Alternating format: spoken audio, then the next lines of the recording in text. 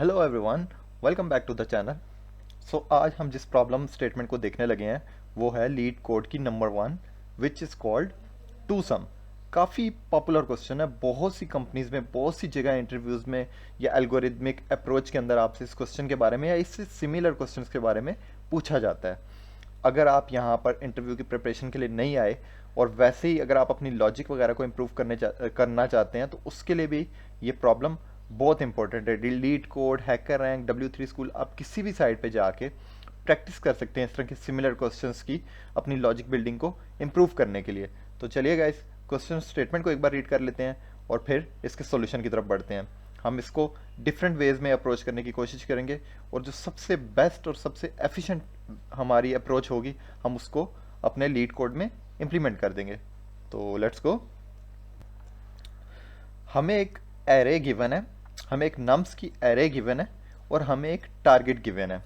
ठीक है, हमने क्या करना है, हमने रिटर्न करने हैं उनके इंडाइसिस को रिटर्न करना है। ठीक है, हमने नंबर रिटर्न नहीं करने, हमने रिटर्न इंडाइसिस करने हैं। ठीक है, और हमने अज्यूम कर लेना है कि हर जो टारगेट तक अप्रोच होगी हमारी, हर टारगेट वैल्यू लाने के लिए हम जिस नंबर्स को ऐड करेंगे उनका सिर्फ एक एग्जैक्टली वन सोल्यूशन होगा। ठीक है, और सेकंड थिंग यहाँ पे यह है कि हमने सेम एलिमेंट को दो बार यूज नहीं करना।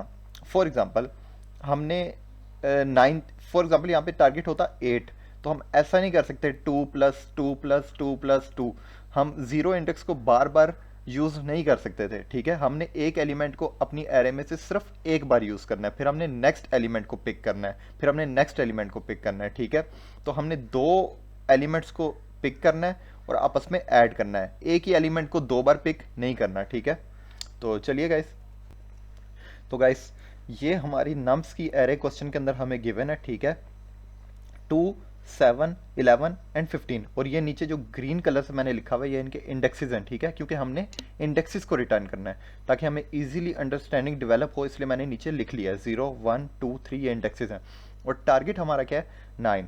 तो सबसे पहली अप्रोच इस प्रॉब्लम को सॉल्व करने के लिए क्या आती है, किसी भी आप एल्गोरिथमिक साइट पे, एफिशिएंसी वाली साइट पे ना जाएं। ठीक है, जनरल वे में इस क्वेश्चन के सॉल्यूशन को अगर सोचें तो हम ये सोच सकते हैं कि जो हमारा हम इस पे लूप लगा के, दो लूप लगाते हैं। ठीक है, हम दो लूप ले लेंगे और इनको कंपेयर करेंगे दोनों लूप्स के एलिमेंट्स को। ठीक है, मैं बताता हूँ किस तरह।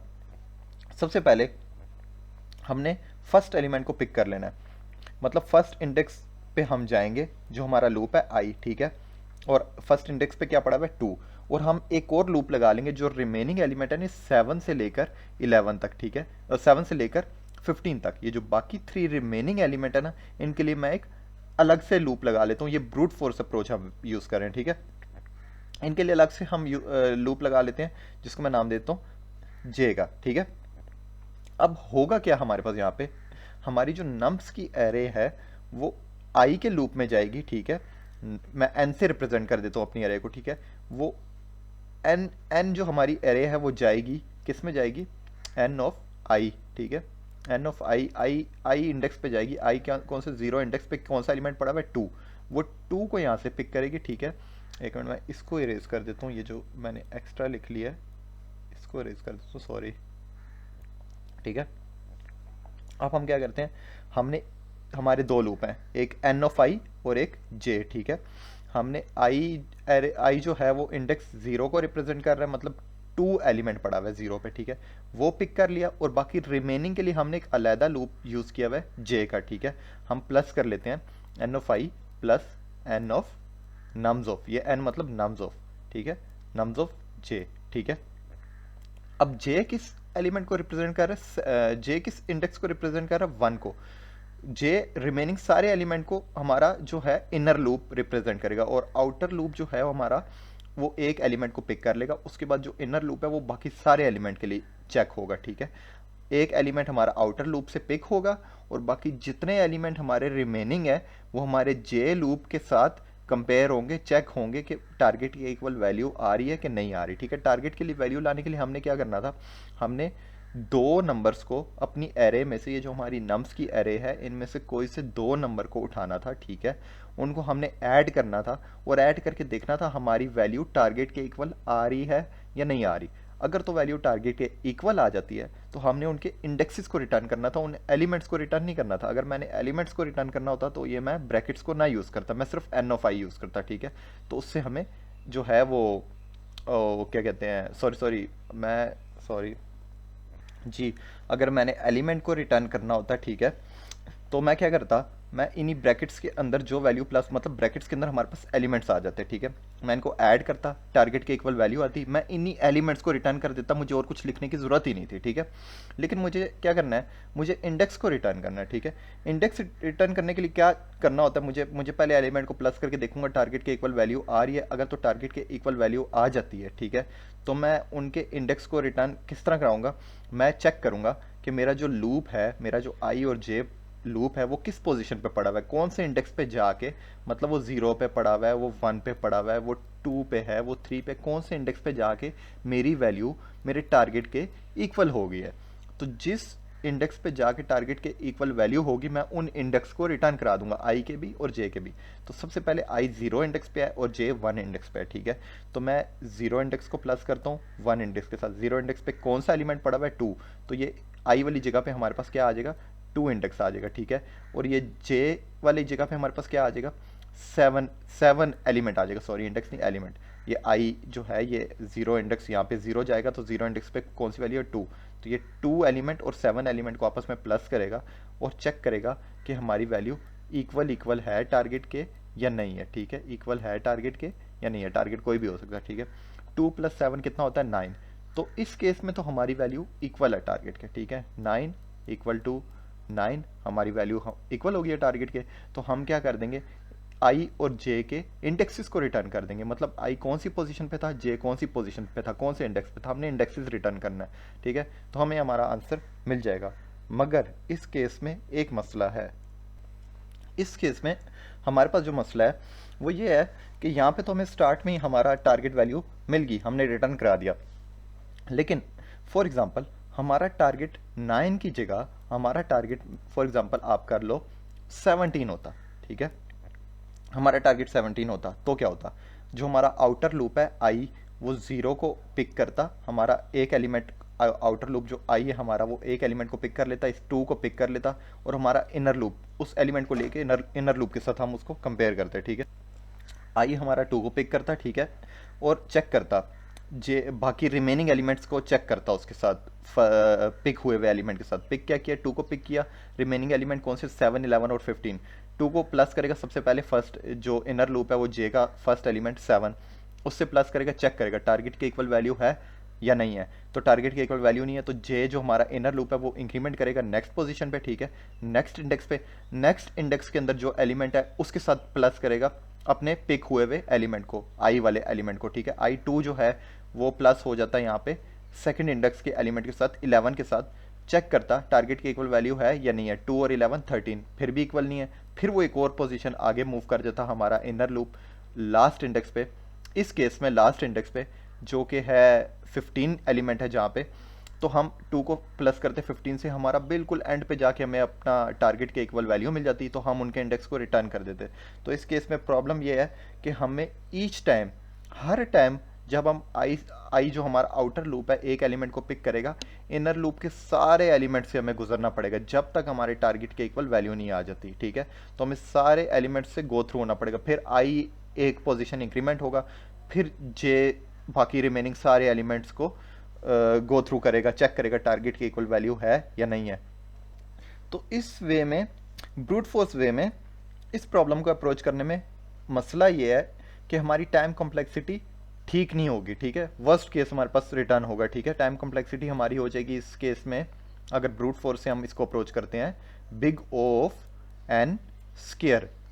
स्केयर इसलिए क्योंकि एक हमारा एन टाइम आउटर लूप चलेगा, एक एलिमेंट को पिक करेगा और उस एलिमेंट से कंपेयर होगा हमारा इनर लूप जे वाला, एन टाइम आउटर लूप के एक एक एलिमेंट को पिक किया जाएगा और एन टाइम ही जे जो इनर लूप है रिमेनिंग एलिमेंट्स है उनको कंपेयर किया जाएगा आउटर लूप के एलिमेंट के साथ कि टारगेट की इक्वल वैल्यू आ रही है या नहीं आ रही। और स्पेस, इस केस में हम कोई भी स्पेस यूज़ नहीं कर रहे तो वो कांस्टेंट रहेगी, बिग ऑफ कांस्टेंट आप 1 कह दो इससे, ठीक है। तो स्पेस हमारे पास इसकी ब्रूट फोर्स की ये आ जाएगी और ये टाइम आ जाएगी, ठीक है। अब हम इसको इससे मज़ीद एफिशिएंट बनाने की कोशिश करते हैं, हम कोई और अप्रोच यूज़ करते हैं, ठीक है, जो इससे एफिशिएंट हो। ये ब्रूट फोर्स एफिशिएंट नहीं है इस प्रॉब्लम के लिए, ठीक है। तो चलिए बढ़ते हैं किसी और अप्रोच की तरफ। जो दूसरा वे हम यूज़ करने लगे हैं वो है पॉइंटर का वे। पॉइंटर के वे में हम क्या करेंगे, हम एक स्टार्ट का पॉइंटर ले लेंगे जिसको मैं, जो एरे के स्टार्ट में होगा, जो जीरो एरे का जो स्टार्टिंग इंडेक्स है ना, उसको रिप्रेजेंट कर लेगा। ये मैंने एस से एस ले लिया, मतलब स्टार्टिंग पॉइंटर एक ले लिया, और एक हम दूसरा पॉइंटर लेंगे एंड, जो एरे के एंड पे होगा, ठीक है, जो एंड को रिप्रेजेंट कर रहा होगा एरे के, ठीक है। तो ये दो हमारे पास पॉइंटर हैं, ठीक है। एक मिनट मैं इनको स्मॉल कर लेता हूँ, एक सेकेंड। पॉइंटर्स के वे में हम क्या करेंगे, हम कंडीशंस देखेंगे, हम चेक करेंगे इसको, ठीक है, कि इफ़ हमारा स्टार्टिंग पॉइंटर प्लस हमारा एंडिंग पॉइंटर, मतलब स्टार्टिंग जो इंडेक्स है उसका जो एलिमेंट है वो, प्लस एंडिंग जो इंडेक्स है उसका जो एलिमेंट है वो, इन दोनों को अगर हम ऐड करें तो हमारी वैल्यू टारगेट के इक्वल आती है, ग्रेटर आती है, या लेस आती है। मैं एक कंडीशन यहाँ पे आपको लिख के बता देता हूँ। हमारी जो नम्स की एरे है, ठीक है, हमारी नम्स की एरे है, एक सेकेंड मैं लिख लेता हूँ। ये अब हमारा जो इनपुट, गिवन इनपुट है नम्स, उसका स्टार्टिंग पॉइंटर प्लस और उसी मतलब इनपुट का एंडिंग पॉइंटर, इन दोनों को हम प्लस करें, मतलब इन दोनों 2 और 15 एलिमेंट, हम इन दोनों एलिमेंट को प्लस करें, हमारे पास 3 केसेस बनेंगे, या तो टारगेट से ग्रेटर है वैल्यू, या लेस है, या इक्वल है। अगर तो इक्वल है हम उनके इंडेक्स को रिटर्न कर देंगे, अगर वैल्यू इक्वल आ जाती है। तो इस केस में हमारे पास क्या वैल्यू आती है, इस केस में जो वैल्यू आएगी मैं वो आपको करके बता रहा हूँ, ठीक है। हम इसको कंडीशन लगाएंगे क्योंकि इसके ये ग्रेटर की कंडीशन में जाएगा।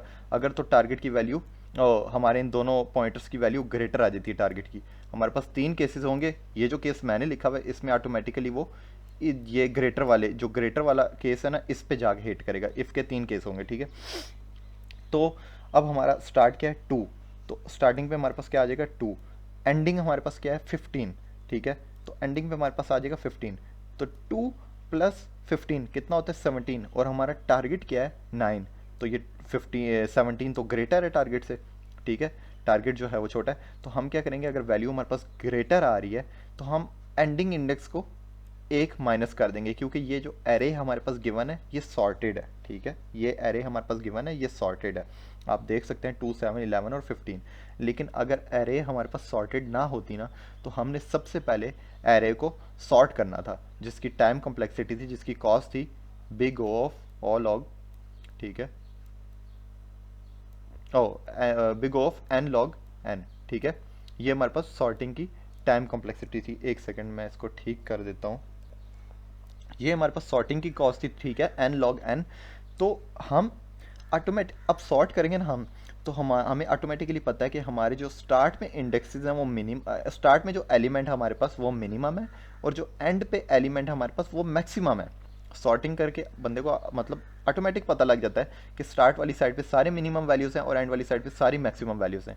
इसलिए इस केस में जब हम स्टार्ट के इंडेक्स एलिमेंट को और एंड के पॉइंटर के एलिमेंट को 15 और 2 को हम प्लस करेंगे, 17 हमारे पास आंसर आ जाएगा। तो हमें ऑटोमेटिकली पता है ग्रेटर है, अगर वो आंसर जो है हमारा जो आ रहा है वो टारगेट से ग्रेटर है, तो हम एंड वाली साइड पे हमारे पास मैक्सिमम मतलब बड़े एलिमेंट हमारे एंड वाली साइड पे हैं, तो हम एंड वाली साइड को एक बार डेक्रीमेंट कर देंगे, ई को इस जगह पे ले आएंगे, ठीक है, ताकि हमारे टारगेट से कम हो वैल्यू या टारगेट के इक्वल हो। ये दोबारा चेक होगा 2 और इस जगह पे 15 की जगह पे आ जाएगा 11। मैं अभी आपको करके बता देता हूँ, 2 और 11 ये दोबारा से चेक होगा 2 और 11। अब आएगा आंसर 2 + 11 13, 13 भी ग्रेटर है टारगेट से। ये एक बार और डेक्रीमेंट हो जाएगा, क्योंकि बड़े साइड से हम डेक्रीमेंट कर रहे हैं, क्योंकि ग्रेटर आ रही है वैल्यू, तो एक बार और डेक्रीमेंट हो जाएगा। तो हमें यहाँ पे अब आ जाएगा 2 + 7, 11 की जगह पे अब एक बार और डेक्रीमेंट हुआ हमारा एंडिंग पॉइंटर, तो अब हमारे पास वैल्यू आ जाएगी 2 + 7, जो कि टारगेट के इक्वल है। अब इस केस को हिट नहीं करेंगे हम। अब जो हमारा जो दूसरा केस होगा जिसमें लिखा होगा हमने कि स्टार्टिंग का पॉइंटर एंडिंग का पॉइंटर इक्वल है टारगेट के, वो वाला केस हिट होगा। और उस केस में हमने लिखा हुआ होगा कि रिटर्न कर दो इनके इंडेक्स को, स्टार्ट और एंड को रिटर्न कर दो, ठीक है, कि ये कौन से इंडेक्स को रिप्रेजेंट कर रहे हैं। फॉर एग्जाम्पल मैं दूसरा केस भी आपको ओवरव्यू दे देता हूँ। दूसरे केस में क्या होना था, दूसरे केस में ये होना था, फॉर एग्जाम्पल इस केस में तो हमारे पास स्टार्टिंग का जो पॉइंटर है, स्टार्टिंग पॉइंटर प्लस एंडिंग का जो पॉइंटर है, एंडिंग पॉइंटर हम प्लस कर रहे हैं तो वो टारगेट से ग्रेटर आ रहा है और हमें ऑटोमेटिकली पता है हमारी एरे सॉर्टेड है और हम एंड वाली साइड पे मैक्सिमम हमारे पास वैल्यूज़ पड़ी हुई हैं, तो हम उनको एंड को डेक्रीमेंट कर रहे हैं ताकि हमारे पास टारगेट के इक्वल या टारगेट से कम आंसर वैल्यू आए हमारे पास, ठीक है। तो फॉर एग्जांपल हमारे पास एंड पे पड़ा होता 1, मैं एक एग्जांपल आपको दे रहा हूँ, ठीक है। हमें सॉर्टिंग करना क्यों ज़रूरी है, ठीक है। अगर एंड पे हमारे पास पड़ा होता 1 तो ये हमारे पास क्या हो जाता, हमारे पास स्टार्ट में आ जाता 2, एंड पे हमारे पास आ जाता 1, ठीक है। तो अब जो वैल्यू आ रही है वो हमारी ग्रेटर नहीं है टारगेट से, ये वाला केस ना हिट होता, ठीक है, ये वाला केस हिट ना होता, ग्रेटर नहीं है, अब लेस है हमारी टारगेट से वैल्यू। तो हम क्या कर देते, अब हमें ऑटोमेटिकली पता है अगर लेस है टारगेट से वैल्यू तो स्टार्ट को बढ़ाते रहो, ठीक है। स्टार्टिंग पॉइंटर को इंक्रीमेंट हम कर देंगे, क्यों, क्योंकि स्टार्ट में हमारे पास मिनिमम वैल्यू है, वो इंक्रीमेंट करेंगे। शुरू में अगर 2 है तो फिर 3 मिलेगी, फिर 4 मिलेगी, फिर 5 मिलेगी, हमारे पास बढ़ती रहेगी वैल्यू स्टार्ट की, ठीक है। स्टार्टिंग पॉइंटर को इंक्रीमेंट करेंगे, एंडिंग उसी जगह पे रहेगा, ठीक है। स्टार्ट को माइनस माइनस कर देंगे ताकि वो नेक्स्ट, स्टार्ट को प्लस प्लस कर देंगे ताकि वो नेक्स्ट इंडेक्स पे जाए और नेक्स्ट एलिमेंट को उठाए और फिर चेक करे, फिर नेक्स्ट पे जाए। अगर तो वैल्यू टारगेट से ग्रेटर आ रही है तो हम जो एंडिंग है उसको डिक्रीमेंट कर देंगे, एंड को माइनस माइनस कर देंगे। तो ये हमारी पॉइंटर्स की अप्रोच थी, ये भी एफिशिएंट नहीं है, ठीक है, क्योंकि इसमें हमें सॉर्टिंग करनी पड़ी है और उसके बाद हमें अपने केसेस को चेक करना पड़ रहा है, ठीक है। और पॉइंटर की अप्रोच में सबसे जो बड़ा मसला है हमारे पास इस क्वेश्चन के अंदर वो मैं आपको बता देता हूँ। फॉर एग्जाम्पल ये एग्जाम्पल आप 2 देख लें, ठीक है। मैं इसको अभी लिख लेता हूँ और आपको बताता हूँ कि हमारे पास सबसे मेन इशू क्या आ सकता है। इस केस में हमारे पास जो पॉइंटर्स की अप्रोच है उसमें हमारे पास सबसे बड़ा मसला ये आ सकता है। एग्जाम्पल 2 में हमें एक एरे गिवन है 3, 2 और 4 और एक टारगेट गिवन है 6, ठीक है। हमने इनके इंडेक्सेस को रिटर्न करना है ना, तो मैं आपको बताता हूँ।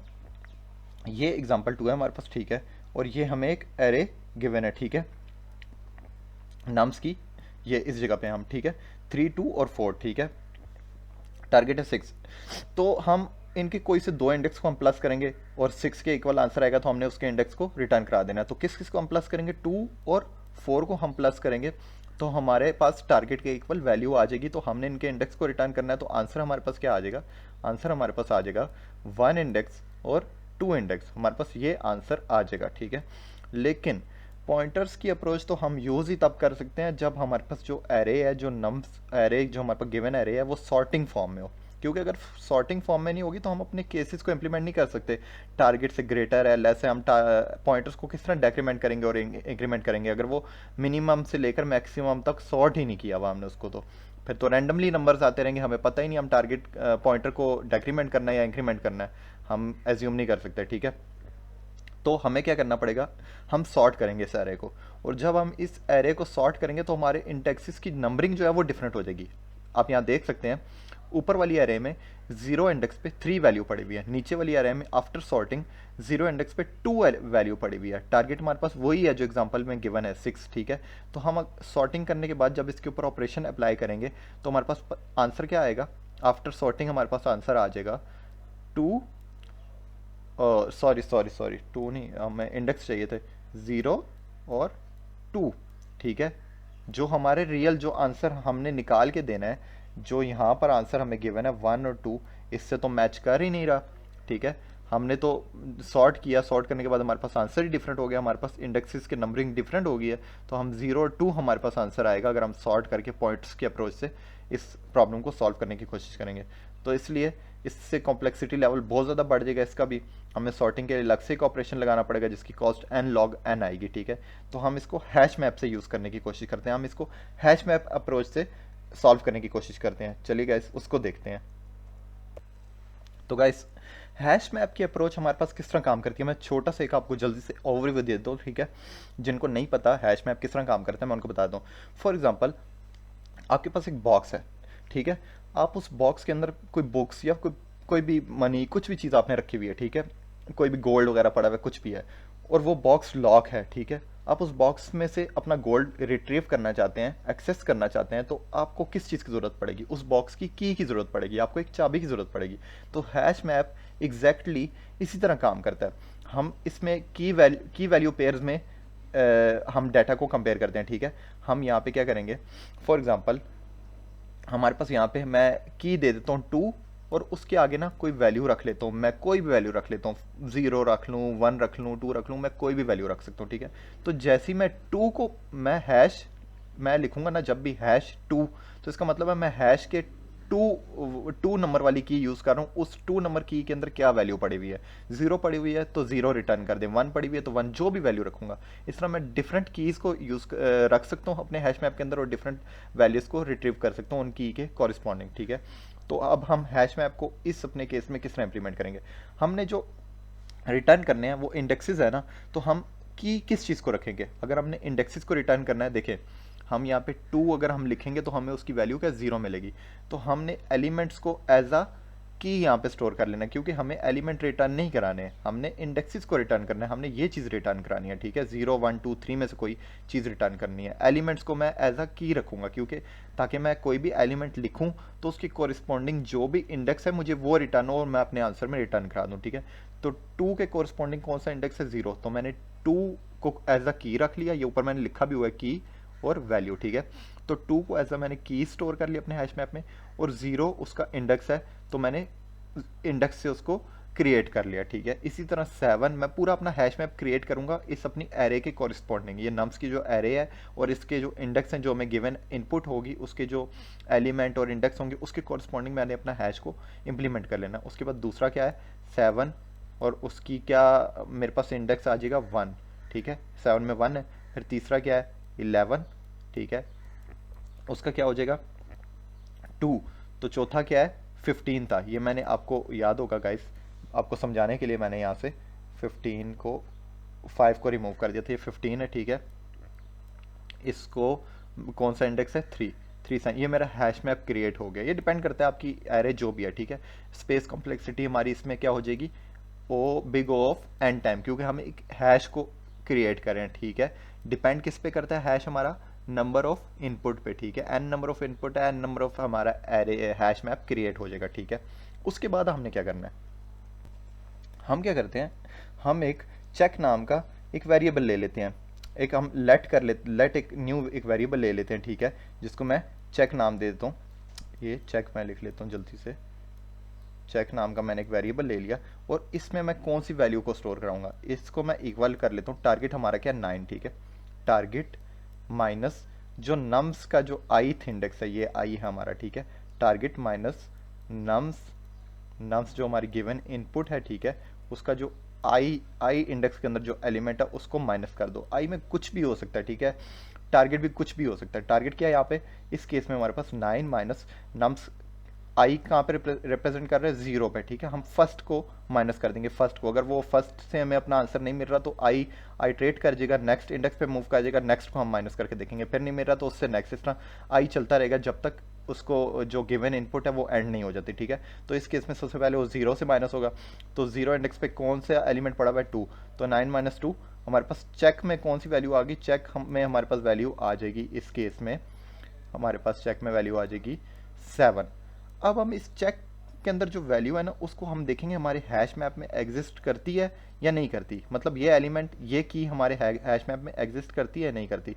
अगर तो वो हैश मैप में एग्जिस्ट करती है, अगर ये जो की है, ये जो 7 जो हमारे पास एलिमेंट है ये ऐसा की है ना, एलिमेंट को ऐसा की रखा हुआ है ना मैंने हैश मैप में, तो मैं देखूंगा ये जो 7 है ये वाली की मेरे हैश मैप में एग्जिस्ट करती है। अगर तो करती है तो उसका मुझे उस की का कॉरस्पॉन्डिंग जो वैल्यू स्टोर है, मतलब 7 के कॉरस्पॉन्डिंग 1 वैल्यू स्टोर है ना, मतलब 1 इंडेक्स पे पड़ा हुआ है ना, 7 1 इंडेक्स पे हमने रिप्रेजेंट किया हुआ था वैल्यूज़ को, तो 7 की के कॉरस्पॉन्डिंग जो भी वैल्यू है इस केस में 1 है तो मुझे वो रिटर्न कर दो, तो हमारे पास आ जाएगा 1।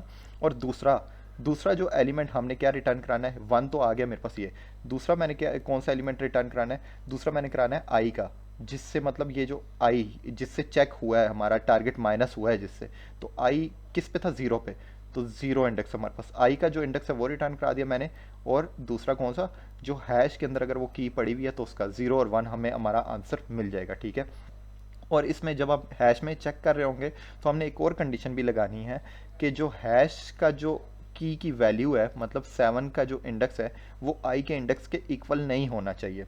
ऐसा नहीं हो सकता कि हमें 8 अगर हमारा टारगेट हो तो हम 2 + 2 + 2 + 2 0 इंडेक्स को 0 इंडेक्स को 0 इंडेक्स को ही आपस में प्लस करते हैं, ऐसा नहीं होगा। दोनों के इंडेक्स, ये जो नम्स हमारी जो गिवन एरे है इसका इंडेक्स और जो हैश से हमारी जो की से जो हमारा इंडेक्स आएगा इसका इंडेक्स डिफरेंट होना चाहिए। तो ये दोनों कंडीशन हमने लगानी है। चलिए गाइस जल्दी से इसको कोड करके देखते हैं और अपने इसको कोड करके देखते हैं, इसकी एफिशिएंसी देखते हैं कितनी आ रही है। सबसे पहले हमने क्या करना है, हमने एक हैश को क्रिएट करना है और हैश को हम रखेंगे कांस्टेंट, ठीक है। कांस्टेंट हम किस लिए रखेंगे, क्योंकि हम हैश के अंदर कोई भी मॉडिफिकेशन नहीं कर रहे हैं, हम सिर्फ उसके अंदर वैल्यू स्टोर कर रहे हैं, हम एज अ स्टोरेज हैश को यूज़ कर रहे हैं, इसलिए हम कांस्टेंट रख लेंगे ताकि हमारी स्पेस कम यूज़ हो, ठीक है। तो हमने हैश को कांस्टेंट रख लिया, ठीक है। उसके बाद हम क्या करेंगे, हम आइट्रेट करेंगे, हैश को क्रिएट करेंगे, ठीक है। हैश को क्रिएट कर लेते हैं फॉर लेट, ठीक है, लेट आई इक्वल टू 0, ठीक है। आई 0th इंडेक्स से स्टार्ट होगा हमारा, ठीक है, और आई लेस देन, ठीक है,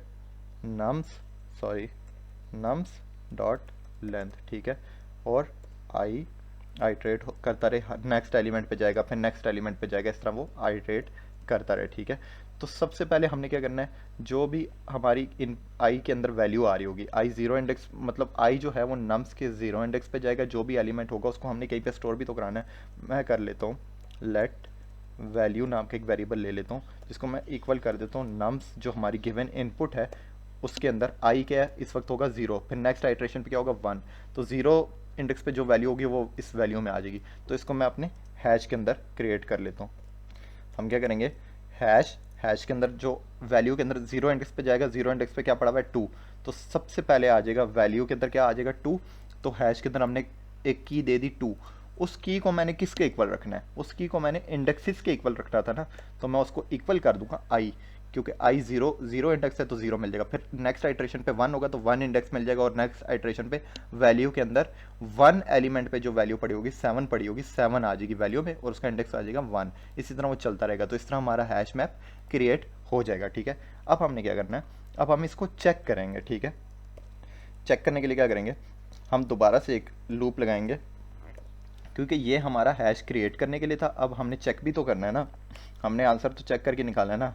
तो फॉर आई इक्वल टू 0, ठीक है, आई, बल्कि मैं एक काम करता हूँ, मैं इसी को यहाँ से कॉपी पेस्ट कर लेता हूँ, ठीक है, इसको यहाँ से कॉपी किया और यहाँ पे पेस्ट, ठीक है, ये हो गया।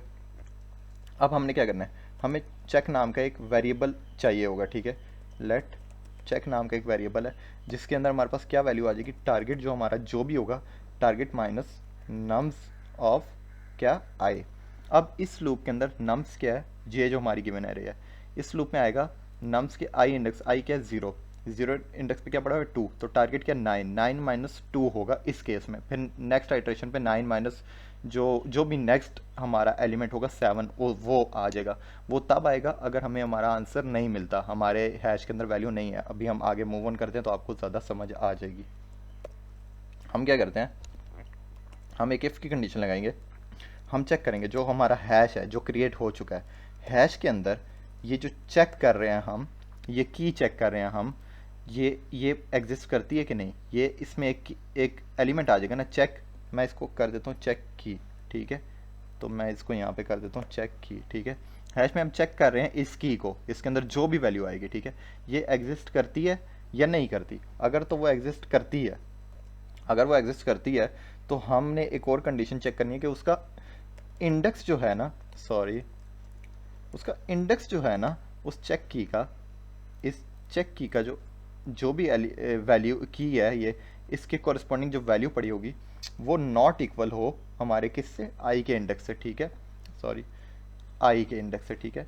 एज वो जिस तरह आपको मैंने बताया था ना, एक ही एलिमेंट को लेके हमने बार बार प्लस करके रिटर्न नहीं कर देना आंसर, तो हमें डिफरेंट इंडेक्सेस चाहिए, ठीक है।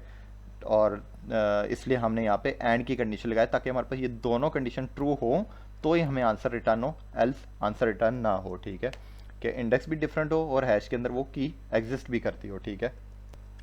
रिटर्न कर देंगे हम, किस चीज़ को रिटर्न कर देंगे, हम आई का जो इंडेक्स है वो, और दूसरा क्या है, हैश की के अंदर जो मैंने इंडेक्स स्टोर किया होगा, हैश चेक की अगर हैश के अंदर वो एग्जिस्ट करती है, इफ़ की कंडीशन में जाएगा, आई अगर 0 पे पड़ा हुआ है तो आई के अंदर 0 आ जाएगा हमारे पास, और हैश की के अंदर अगर वो एग्जिस्ट करती है 7 के कॉरस्पॉन्डिंग जो भी इंडेक्स होगा, 1 है जो भी है, वो हमें इधर से रिटर्न हो जाएगा, ठीक है। तो दैट्स इट गाइस, हम इसको रन करके देखते हैं।